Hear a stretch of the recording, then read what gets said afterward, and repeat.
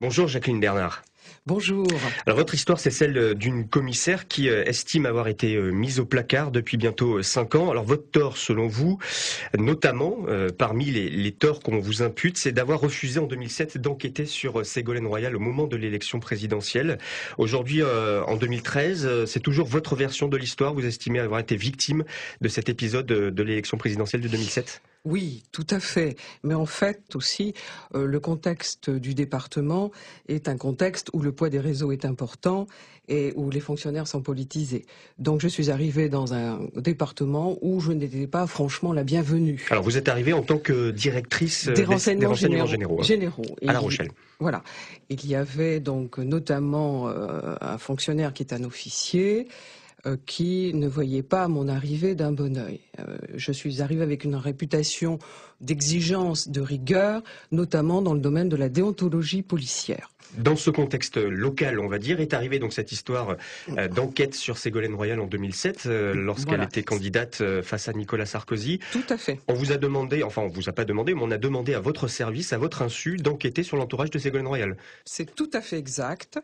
Et cette affaire est survenue après l'affaire du conseiller Rebel. Rebel était un conseiller Greenpeace de Madame Ségolène Royal.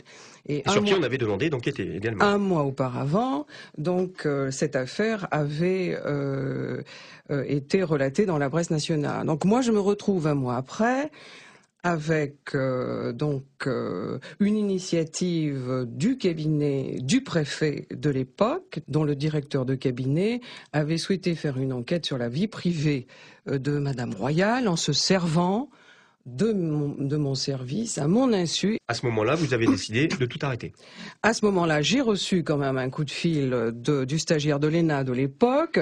Tout le monde était catastrophé à la préfecture parce que ça commençait à se savoir dans la ville de La Rochelle. Donc, évidemment, on appelle au secours Madame Bernard, comme d'habitude d'ailleurs. Et à ce moment-là, je décide de réagir extrêmement fermement. Je convoque tous les personnels et je leur fais un rappel déontologique. D'abord sur la confidentialité, la neutralité et la déontologie. Et par ailleurs, je leur fais signer de façon manuscrite à chacun ce rappel. Et je fais une mise en demeure à l'officier qui avait été sollicité à mon insu et je lui fais signer un rappel à l'ordre avec menace de sanctions disciplinaires si les investigations ne cessaient pas. Vous estimez, avec le recul, que c'est un peu la goutte d'eau qui a fait déborder le vase. Vous disiez, vous n'étiez pas la bienvenue quand vous arrivez dans le département. Non. Il y a cette histoire, donc Ségolène Royal qui se rajoute, voilà, mais qui ne, si vous voulez, ça ne m'a pas guère surprise compte tenu du contexte. Quand même de ce département et du contexte policier où ces fonctionnaires appartiennent ici à des réseaux puissants et où sont très politisés. Donc j'ai quand même eu un impact considérable à la suite de cette affaire. Il faut savoir que je n'ai pas pu obtenir mes notations en 2007 et en 2008. C'est quand même une violation caractérisée des statuts de la fonction publique. Les statuts de la fonction publique, c'est la loi. Donc pour 2007-2008, je n'ai pas pu avoir mes notations, ce qui est une entrave, mais monumentale à l'évolution de la carrière. Est-ce que vous estimez être aujourd'hui une victime politique après ces épisodes? Policière et politique. Il ne faut pas oublier qu'au ministère de l'Intérieur, il ne faut pas se cacher les choses. Nos concitoyens doivent être informés. Au sein du ministère de l'Intérieur, il y a des réseaux puissants. Je ne dis pas que tout le monde appartient à ces réseaux, loin s'en faut. Quand vous parlez de réseaux, soyons concrets, c'est la franc-maçonnerie par exemple? C'est notamment, oui, effectivement, la franc-maçonnerie. Et à cet égard, j'estime que quand on fait partie de la chaîne judiciaire, qu'on soit policier, qu'on soit magistrat, on ne doit pas appartenir à cette association. Alors c'est aujourd'hui un de vos combats, au-delà de votre situation personnelle. D'ailleurs, vous en êtes où aujourd'hui? Depuis 2008 et cette mutation donc à Lille que vous avez refusée, que vous contestez devant les tribunaux. J'ai contesté devant les tribunaux. Aujourd'hui, vous en êtes où? Il faut savoir que des rapports internes calomnieux ont été rédigés par le DDSP et son adjoint à ce moment-là, le DDSP qui est toujours ici en fonction. Ça n'a pas été dépaysé. Pour ce qui concerne ma situation, avec l'élection de M. François Hollande, j'ai estimé, compte tenu des débats qui avaient précédé et des convictions que je partage en grande partie, j'ai estimé que les conditions éthiques éthiques étaient réunis pour que je reprenne mon travail. Donc j'ai fait ma demande depuis le mois de mai. Ce qui fait que ce dossier a été examiné et il prend un retard considérable. Alors que j'ai des rapports qui sont tout à fait favorables à la reprise d'activité.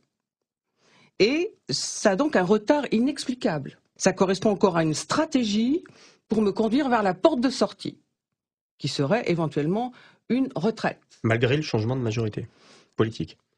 Je ne veux pas croire que le nouveau ministre de l'Intérieur cautionne de telles méthodes. Je ne le veux pas. Alors, est-ce que l'administration donne l'information complète au ministre ? Je ne le sais pas. Il faut se rappeler quand même que de nombreux ministres, premiers ministres, ont souvent dit qu'ils avaient eu les plus grandes difficultés avec le poids des réseaux de l'administration. Donc, je ne veux pas croire que M. Valls cautionne les méthodes dont j'ai été victime. Et vous avez bon espoir, là, dans les prochains jours, prochaines semaines, de réintégrer Écoutez, pour débloquer la situation, j'ai écrit un courrier à M. François Hollande, dans lequel je lui explique les retards qui ont été pris dans ma reprise d'activité. Et donc, je suis en attente d'une réponse. En conclusion, Jacqueline Bernard, qu'est-ce que vous retirez de ces 5-6 dernières années qu'est-ce que vous en retirez comme leçon, alors que voilà, vous avez déjà derrière vous une longue carrière également? J'ai une très longue carrière. Bon, mon cas personnel, il y a longtemps que j'aurais souhaité tourner la page, puisque je me trouve confrontée toujours avec les mêmes personnes qui sont toujours en exercice ici. Ce diagnostic face à une situation que j'ai vécue débouche sur une construction que je souhaiterais, ou un projet que je souhaiterais évoquer, c'est la réforme de la Commission nationale de déontologie de la sécurité. Vous réclamez qu'elle soit indépendante? Je réclame qu'elle soit tout à fait autonome de défenseur des droits. Je réclame aussi qu'elle puisse être saisie par les personnels même des forces de l'ordre. Ces personnels qui parfois sont témoins, ou sont témoins de choses, font l'objet de pression, et qui ne peuvent pas parler. Ça éviterait sans doute les scandales que l'on a qui ont pu défrayer la presse. Comme à Marseille. Comme à Marseille, par exemple. Merci beaucoup, Jacqueline Bernard, d'avoir témoigné ce matin sur France Bleu La Rochelle. Bonne journée à vous. Je vous remercie beaucoup. Bon vœu.